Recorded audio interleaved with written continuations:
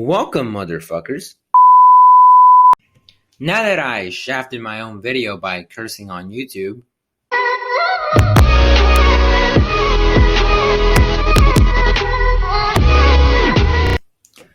so we're gonna jump right into this episode real quick because it's very thick when it comes to just how many plot points have come up in this episode.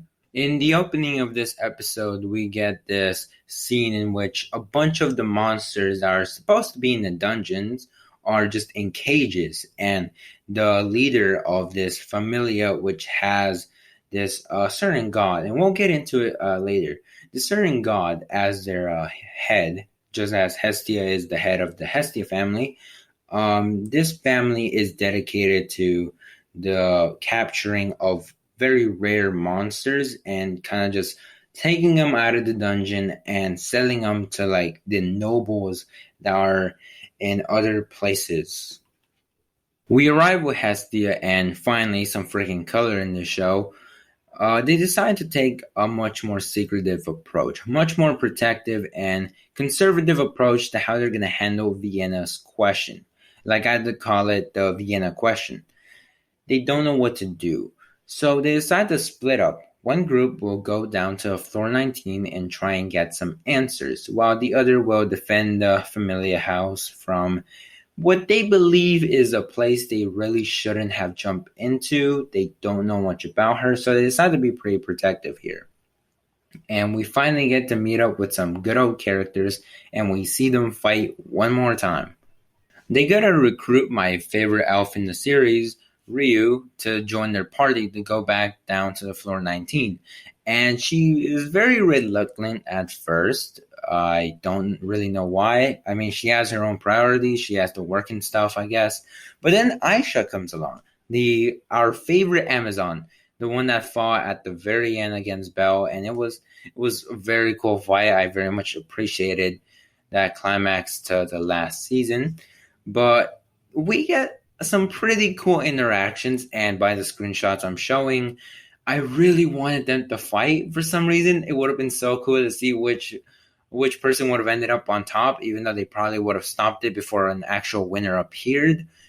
They don't fight, unfortunately. I would have loved to see this fight, but it doesn't happen. Hopefully it does. But I mean, they both decide to eventually go down there after their scuffle, and it's just like they both show off such insane amount of strength here when they go slowly down, and they fight in floor 17 against a few wolves, and this is where a few things happen. So we have Belle having a classic case of being a freaking main protagonist. Why, you probably are asking if you have not watched the episode. Because he saw Vienna. He saw Vienna, one little monster girl that shows human emotions.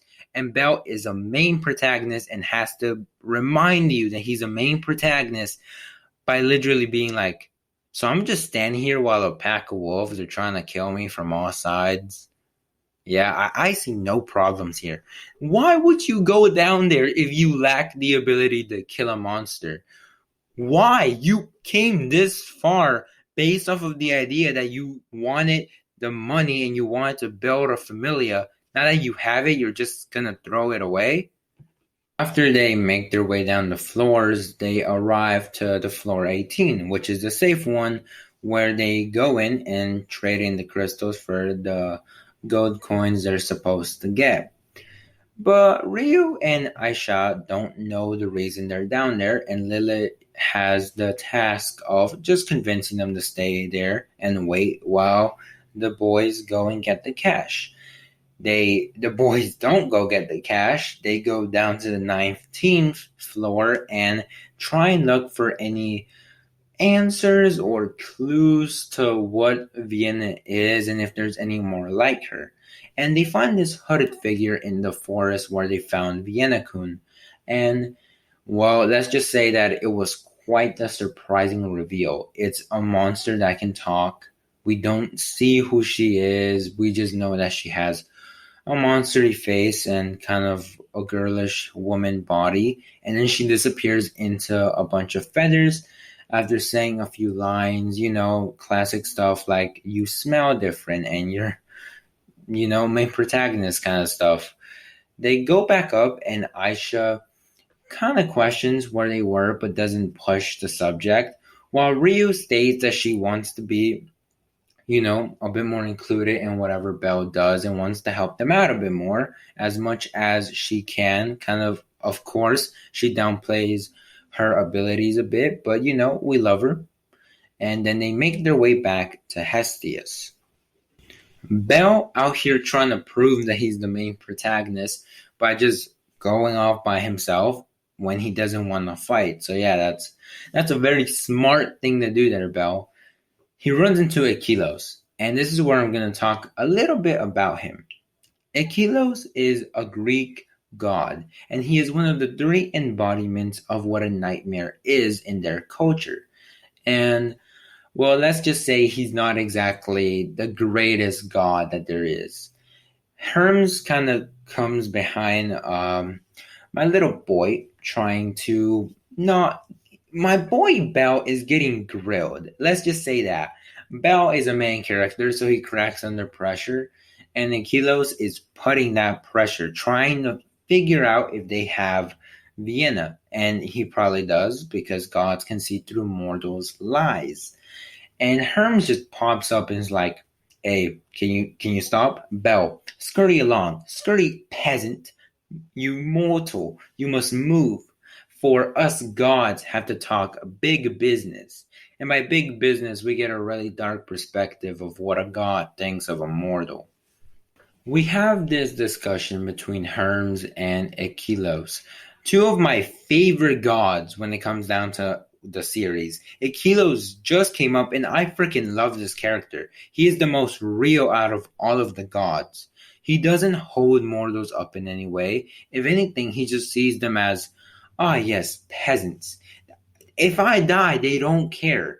Aquilos has this mentality of he's just a figurehead, and he's just having his fun. If Hermes killed him right then and there, which he probably could have, guess what? He goes to heaven anyway. He gets to see from afar, which he already was doing. He's made himself with 0 punishment. Hermes is, in my opinion, so far chaotic neutral, and he's just been like, okay, I can't do anything to this guy. I can't do anything to him. So Aquilos just kind of gets his point across. He just has fun with mortals. His familia means nothing to him. He has no connection and probably never has, because he doesn't need to. He's a freaking god. And this just proves the point further. Aquilos is such a demonic figure in Greek mythology, and now he's kind of been pushed back a bit. He's not trying to kill society, but he is having his fun with it. We arrive back at the Hestia house, and we get this really, really weird scene with our favorite monster girl, Vienna-kun, just obsessing over the smell of Belle. He crawls into his bed and stuff like that. She's a tier 3 sub to this, man, just saying. And I hate this character so much now, man. I hate her. Because what she does is so dumb, man. Like, she hears the conversation that Hestia is having with the rest of the familia. And she is like, okay, we have to decide on what is going on. Now we know that there are more monsters out there that can talk, and they have ideas and stuff about the rest of the world. They don't know how to react. And Lily is like, I don't like Vienna. I think we should kick her out. She's an insane floor 19th monster. She should be more than able to defend herself compared to the monsters that are above ground.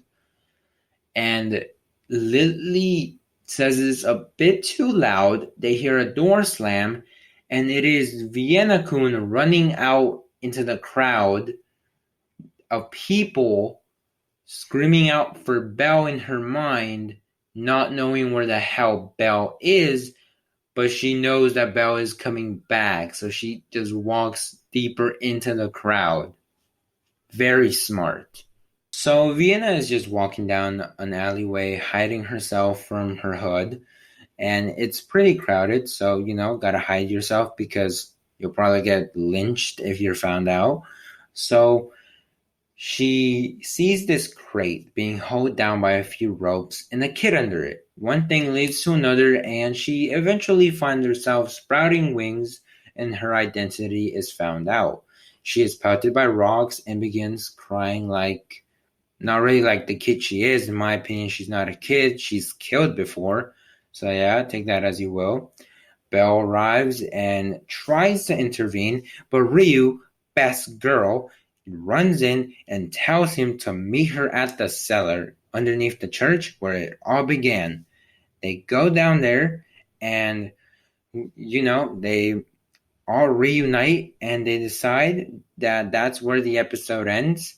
Vienna cries herself into Belle's arms and we get this really sappy and sad scene. I don't really care for it, but you can give your thoughts in the comment down below that I'm just a heartless criminal for not caring about Vienna. Thank you for watching till the end. Like and subscribe if you did enjoy. Put a lot more time and effort into this video, and I still did it in around the same time, so yeah, props to me. Like and subscribe, already said that. Comment what your favorite part of the video was. Mine had to have been where Aisha and Ryu almost fight. If that had happened, I would have freaking gave this episode a 10 out of 10, but it didn't, so it is what it is. And yeah, see you in the next one.